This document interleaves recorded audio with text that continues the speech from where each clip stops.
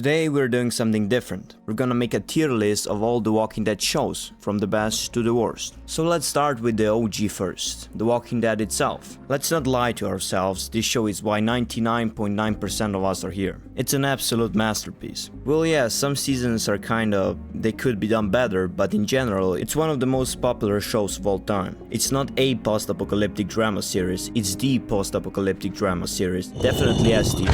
Okay, Fear the Walking Dead. Oh yeah, Fear the Walking Dead. I know that whatever I say about the show, I'll upset a lot of people. So let's be honest. I think that I can at least say that this show could definitely be done better. I think that Fear is pretty overrated. I mean, the first 3 seasons were good. I still have nostalgia for them, but after that, it just went downhill. I mean, bringing characters back from dead is usually considered a pretty bad thing in a story. And the show did really weird stuff. So I think that Fear is overrated. C tier.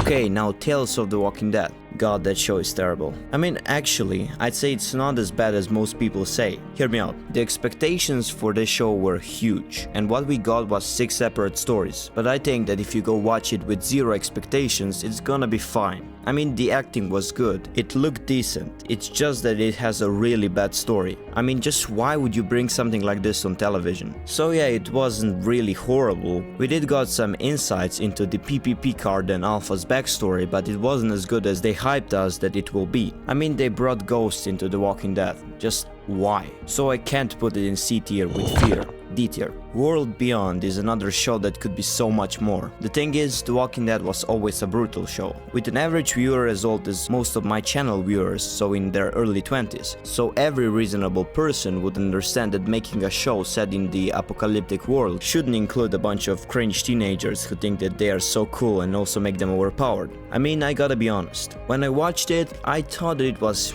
decent. I heard really bad stuff about it, so you know, I didn't expect too much and I felt that it was fine, especially the second season. But you know, I'm a huge fan of The Walking Dead, so whatever they'll throw out there, I'll be fine with it. And then I asked myself, could I make a better story than this? And then I realized that just about any kind of bullshit would be more interesting and fun than this. I mean, every single scene with CRM was more interesting than the main story, so I'd call that a red flag. But then again, even in The Ones Who Live, I was way more invested in CRM than in the whole love part. But you know, The Ones Who Live had insane CGI shots, while in World Beyond we are talking about 3 guys in black clothes and not a bunch of helicopters flying around. So if even that is way more interesting than the main story, then you know something is wrong. And the main characters are just awful. I mean, now when I think about them, I want all of them to die, except Silas, he's fine. So that tells you something. So although it seemed decent when I watched it, I realized that I'm just a big fanboy and the show is actually horrible. D tier. It's better than Tales though. Okay, Daryl Dixon. Oh boy, everyone loves this show. I'm actually surprised how there's not a single Daryl Dixon hater. I mean, it's a show about Daryl going to France. You probably don't need me to tell you how badly you can screw this up. But no, it was actually great. I felt like people didn't really expect this much from the show. I mean, it's all about how much you expect. People were hyped for this show, but they didn't have as high expectations as, let's say, for The Ones Who Live. I, for example, had very low expectations for World Beyond, and after I finished both seasons, I actually felt that it was decent. It was horrible though, but I felt like that. On the other hand, I expected a lot from Daryl Dixon, and I wasn't happy with the first season, although the show is gold. I mean, look how golden it is. So if I try to objectively look at it, the writing was fantastic. It looked great, so A tier. Not quite an ass, but a solid A.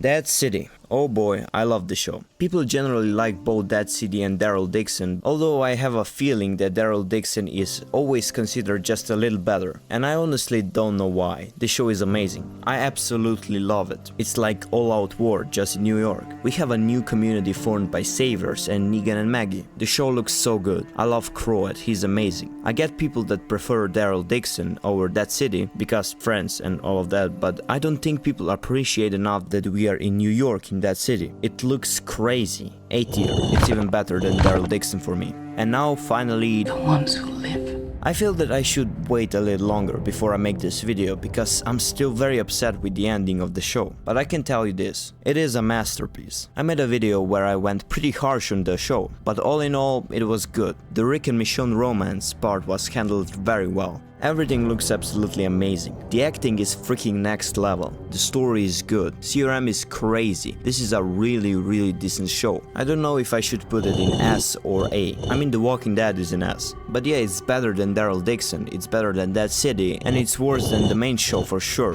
but still S tier. In some time maybe my brain will decide that it's A, but for now I think it deserves to stand with The Walking Dead itself. So here it is, The Walking Dead show's tier list in all its glory. It's basically two islands with a giant ocean in between, and I for sure hope we never swim back here again.